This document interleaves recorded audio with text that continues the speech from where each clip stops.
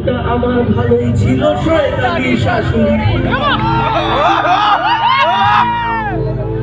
আসলে বেশিরভাগ ক্ষেত্রে আমরা ভাবি এটা আসলে দুটোই কোম্পানি খারাপ হলে প্রোডাক্ট কোনোদিন ভালো হয় শুনেছেন?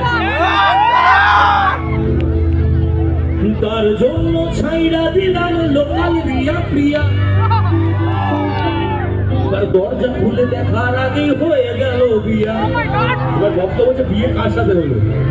প্রেম তো করলো আমার সাথে, কিন্তু বিয়ে হলো তাহলে এক সরকারি চাকরি করা, ঘুষ দিয়ে চাকরি পেয়েছে, মাথায় ভর্তি টাক, চুল নেই, সেই গাড়িটাকে ধরে হঠাৎ করে বলছে এর সাথে বিয়ে দেবো না, লাইফ সিকিউর। এই যন্ত্রণা আমাদের জেনারেশনে, হ্যাঁ বিশ্বাস করুন।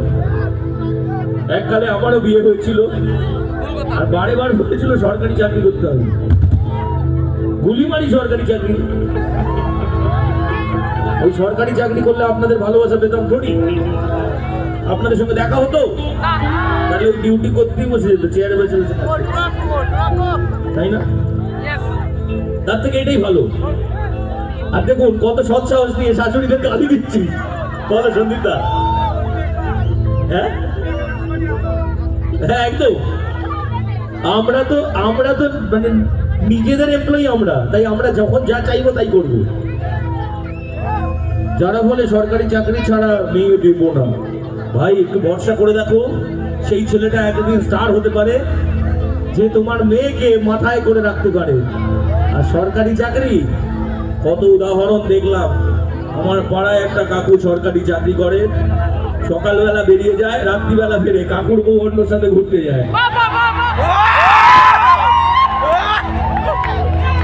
আমার কি দোষ? আমি তো এগুলো দেখছি, দেখে দেখে বড় হচ্ছি, তাই যা দেখছি তাই শিখছি, তাই বলছি। বলছি যৌবনে প্রেম ছাইড়া গেল মাইরা বুকে ছুরি, বউটা আমার ভালোই ছিল শয়তানি শাশুড়ি। তার জন্য ছাইড়া দিলাম লোকাল রিয়া প্রিয়া। দরজা খুলে দেখার আগে হয়ে গেল বিয়া। মুখ দেখাবো কি করে ভাই, ভাবছি এবার সন্ন্যাসী যাই, কুলবালিশ মুখ লুকাইছে। ব্যাচেলার ছেলেদের জীবনে কুলবালিশ ভয়ঙ্কর জিনিস, সে আর নাই বা বললাম, কারণ সামনে বাবা আছে, আমার মায়েরা আছেন, আমার কাকুরা আছেন, অনেকেই আছেন, তাই বলবো ভাইয়া